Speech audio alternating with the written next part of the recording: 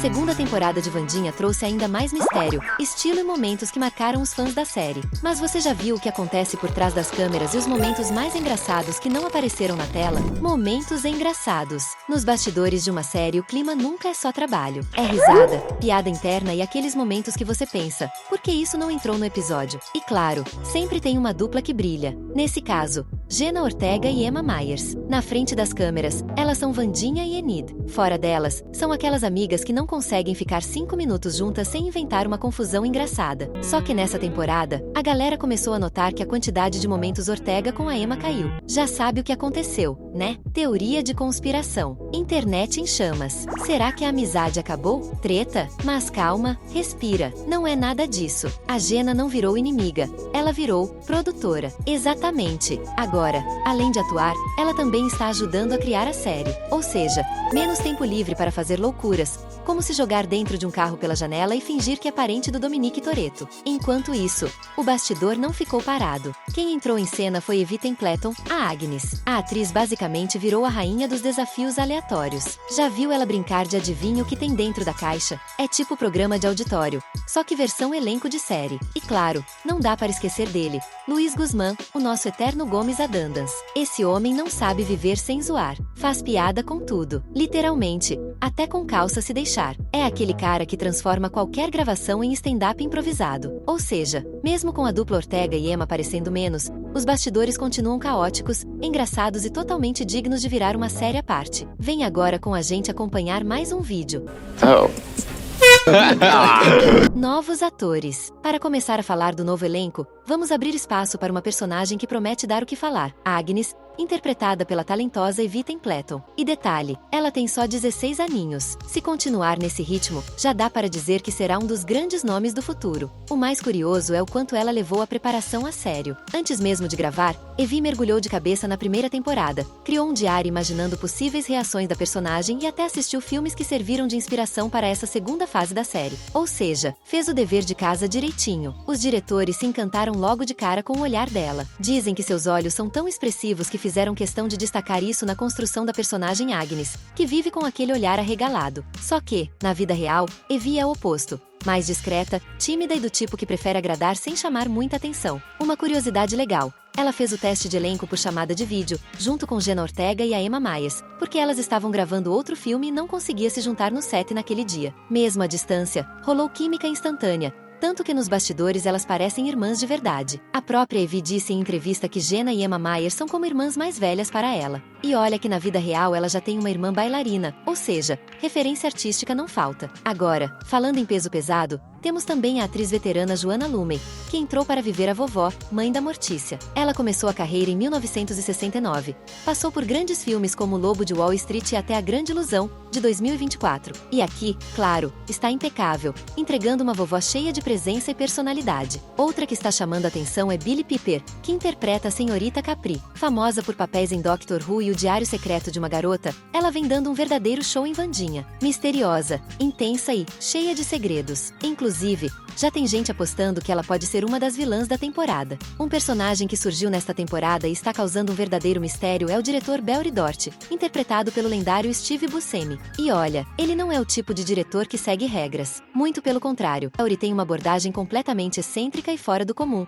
totalmente diferente da sua antecessora. Cada cena em que ele aparece parece que ganhou vida própria. Gestos exagerados, expressões inusitadas e aquele jeitinho estranho que só o Steve Buscemi consegue entregar. E para fechar essa parte, temos uma mudança importante no elenco. Com a morte do pai de Xavier, o xerife da cidade precisou ser substituído. O papel agora ficou nas mãos de Luyanda Unati Lewis Naivo, trazendo um ar mais tranquilo, mas ao mesmo tempo firme, para o personagem.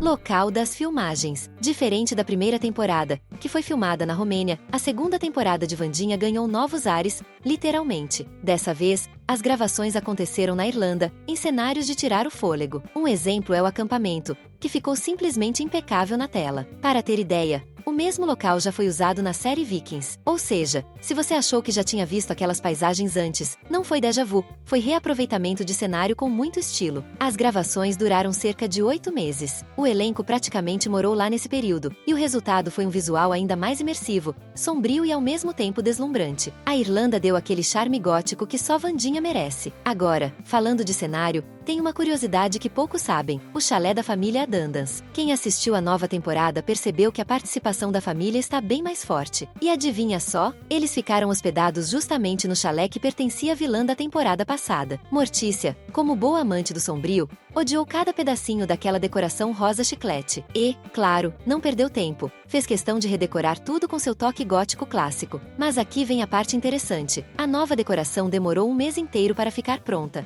Cada detalhe foi pensado com base em elementos de filmes e séries da própria família Dandans. O resultado: um ambiente mais escuro, carregado de detalhes góticos e cheio de referências escondidas para os fãs mais atentos. Entre eles, uma homenagem especial. O ator que interpreta Gomes ganhou uma estátua, só da cabeça. Isso mesmo, a escultura aparece discretamente em algumas cenas, como um easter egg. E ela foi inspirada em uma das versões clássicas do personagem. Uma pequena homenagem, mas cheia de significado. Antes de continuar descobrindo tudo que rolou por trás das câmeras na segunda temporada de Wandinha, comenta aqui embaixo surpresa.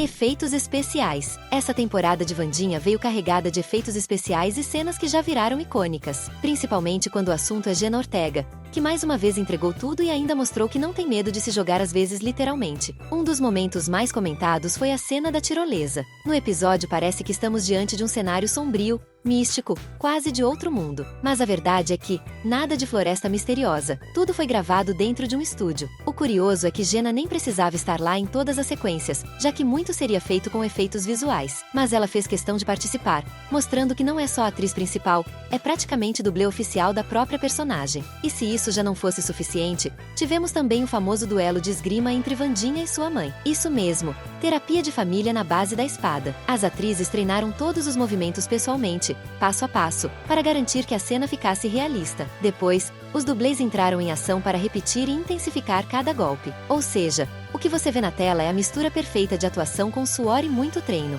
Quem disse que treta familiar não pode virar espetáculo cinematográfico? Mas nada supera a cena final da primeira parte, que deixou todo mundo de boca aberta. Wandinha sendo arremessada pela janela pelo Hyde. O resultado: Jenna Ortega cai, ensanguentada, direto no chão, e acaba em coma. Dramático? É pouco. Foi praticamente um season finale digno de final de novela das 9. E nos bastidores, claro, o clima foi bem diferente. Enquanto na tela a cena parecia uma tragédia, por trás das câmeras tinha toda uma equipe de dublês, cabos de segurança e efeitos digitais para transformar o tombo em espetáculo. O mais divertido é que Jenna até tentou participar o máximo possível, mas obviamente ninguém queria que a estrela da série terminasse no hospital de verdade. No fim, o que parece pura magia na tela é, na verdade, um quebra-cabeça de tecnologia, atuação e muito trabalho de bastidores. E é justamente aí que está a graça: ver como cenas tensas e sombrias acabam surgindo de gravações cheias de risadas, repetições e truques de câmera.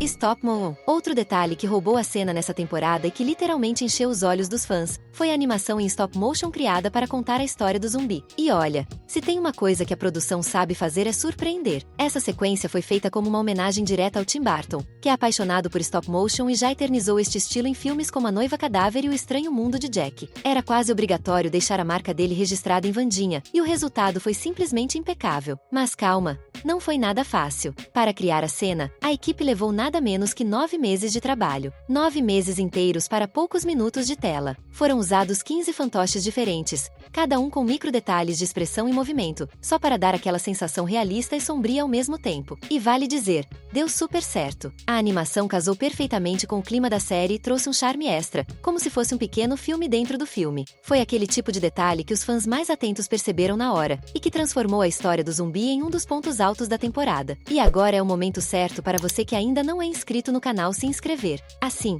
você não perde nenhuma novidade. Maquiagem e coreografia. E olha só quem chegou para bagunçar ainda mais essa temporada. Slurp, o zumbi. Ele foi revivido pelo Feioso, e desde sua primeira aparição, chamou atenção por um detalhe bem bizarro. Logo que voltou à vida, Slurp não tinha nada de humano. Era praticamente uma mistura de monstro de filme B com cosplay mal resolvido. O ator, coitado, precisou encarar quase 20 horas de caracterização. Isso mesmo, 20 horas parado enquanto transformavam ele em zumbi. E adivinha? Comer e até ir ao banheiro viraram missões dignas de filme de terror. Mas com o tempo, a equipe de maquiagem foi pegando jeito, ficando cada vez mais rápida nesse processo. O mais curioso é como a própria evolução do personagem ajudou na maquiagem. Conforme Slurp vai comendo cérebros, ele vai se tornando mais humano. E quanto mais humano ele fica, menos horas de caracterização são necessárias. Ou seja, até o roteiro ajudou a equipe de maquiagem a descansar um pouco. Mas nem tudo é piada. Apesar de parecer um alívio cômico no começo, o personagem pode ter um papel muito maior na trama. Existe um segredo escondido por trás de Slurp, e muita gente acredita que ele pode ser um dos grandes vilões da temporada,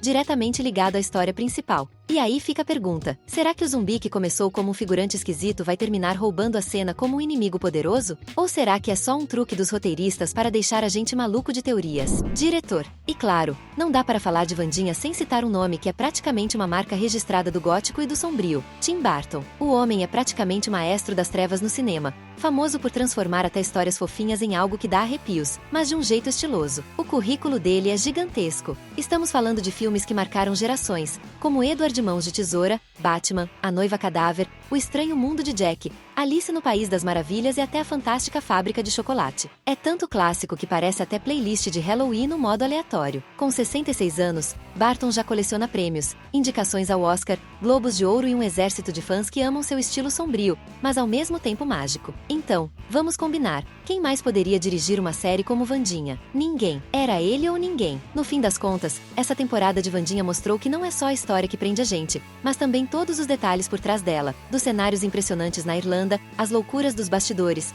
passando até por uma animação em stop motion que levou meses para ficar pronta. E agora só resta a dúvida. O que será que vem por aí na próxima parte da segunda temporada de Wandinha? Se você curte o universo das animações, temos 2 vídeos muito legais que você vai adorar assistir. Valeu por acompanhar e até a próxima!